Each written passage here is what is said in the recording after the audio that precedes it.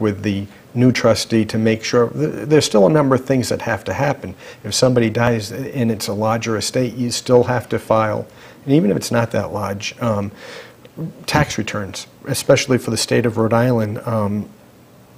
You know, they just increased the exemption for an individual from 675 up.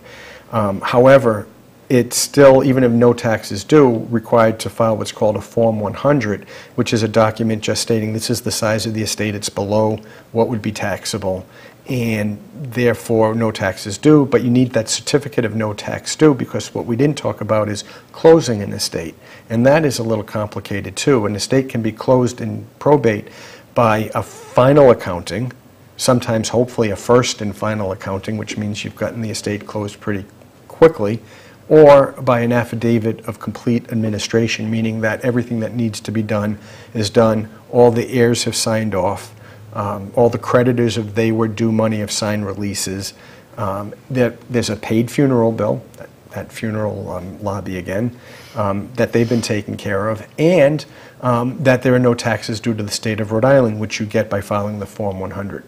So you need to do that. And if it's a trust, you need to do it, even though the assets may pass through the trust. If taxes are due, the estate tax returns still need to be filed, or at least the Form 100. Address, if you would, I know you're not going to be put on the spot as being a tax accountant right now, but discuss, if you will, the differences or possible benefit of having a trust versus will when it comes to taxes. Okay. I don't play a tax accountant on right. TV. This I could play the guy from Six Flags on TV, but not the tax accountant. The long and short of it is this. There are mechanisms through trusts where there's large estates of maximizing the credits that husband and wife may have that you can't do through a will. You could, to some extent, you could create some trust, testamentary trust in the will, but the best way to plan, and there's a number of attorneys in Rhode Island who specialize in this and do nothing but tax planning for large estates.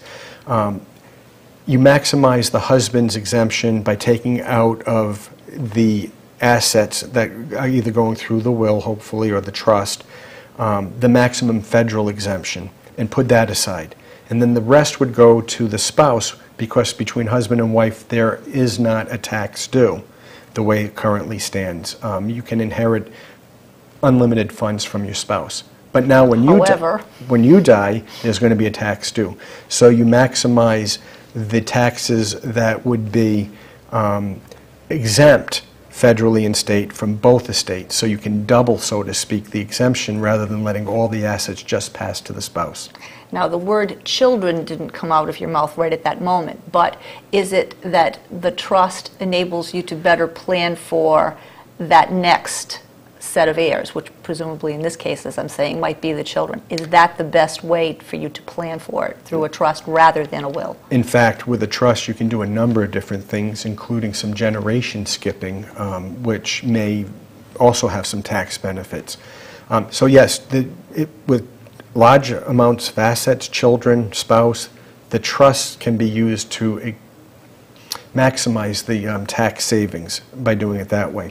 The other thing I was also going to mention is if you have a smaller estate with children, but it's still large enough that you don't want a 22-year-old or a 25-year-old to get all of their inheritance in one lump sum. That's quite a party. Yeah, exactly. You can use the trust document or a trust in a will to say, when my child turns 21, they're going to get some money. When they turn 25, they may get a little bit more, and then maybe 30, some more. So what it gives them the chance to do is maybe blow the first load at 21 and 25, but learn, wait, this money goes fast. So hopefully by the time they're 30 or whatever age you choose, and they get the rest of their money, they've matured a little bit, and you're more confident that it's going to get put to a good use. Now, would it be the probate, be the trust lawyer who would be working with that heir to make sure that it's not only distributed as it was supposed to be, but also that they might get a little guidance about how not to spend it? Is that under the purview of what a trust lawyer would do? Typically the trustee that you've picked is going to do that. what the trust lawyer, lawyer who's drafting the trust, is going to do is to work with what the person who creates the trust is called the settlor. You're going to work with the settlor of the trust to make sure they understand what they're doing and that their wishes are going to get carried out.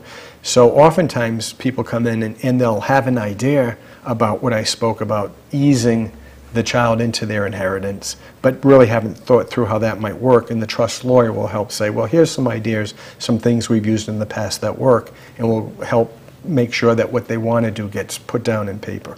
Now, what you've discussed here, is this national, or is this really a situation that takes place, or what you're describing as state to state with great variances in the law? Okay. The probate is state to state. Every state has its own probate laws, courts, and so forth. As Jackie would tell us, in Massachusetts, I believe probate courts are not city to town like they are in Rhode Island, but rather it's probate and family court or something like that in Massachusetts on a more county-type basis. In Rhode Island, it's city to city, state to state, so that's local. The trust laws, actually, a lot of it involves taxes, and it's mostly federal taxes, although there are state trust rules that you have to follow, too. And if the children are supposed to be inheriting most of what an heir wants, say it's the father who wants to bypass mom, is that situation covered by a trust rather than a will? Sticky. Yeah. What you're saying is a husband wants to cut mom out and get everything right to the children? Yes. Well, you can use a trust to help try to accomplish that. But it gets a little sticky, as you say, because remember, as we spoke about before, the spouse has some statutory rights. Nationally? Excuse me? Federally. I mean, strike that. State. State, okay. Every state has its own rules. In fact, they change. You may have heard the term that Rhode Island used to have, which we don't have anymore, dower and courtesy, but dower was the woman's dowry and her rights to have certain things when her husband died. We have done away with that and have statutory shares, which are basically life estate interest in real estate that the one spouse may own. Interesting. Okay. Without holding you accountable to fixed numbers, what size or amount of money should someone have before they really have to worry about absolutely having a trust? Is there some sort of a gauge that you could give us without, again, holding you to a fixed number there, David? Well, it's not always a numbers-driven issue. You said it was complexity as well. Yeah, complexity, but also what you want to accomplish. Typically, if you have over the federal tax amount, then you would want to definitely use a trust to try to minimize your taxes. $1 million, $250 million, $350, whatever the number might be this year. I think in 2010 or 11 it may go on to an unlimited amount and then revert back to what it was when that law was first passed. That's good. Of course, there's so much more to talk about. I'm sure that you'll cover that when you're speaking with someone in a brief conversation.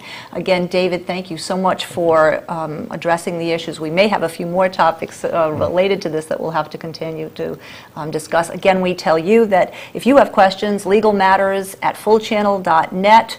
And if you need help, certainly David and Jackie are willing to help out with that. We thank you for watching, and we hope you'll stay tuned. The discussion of legal matters continues.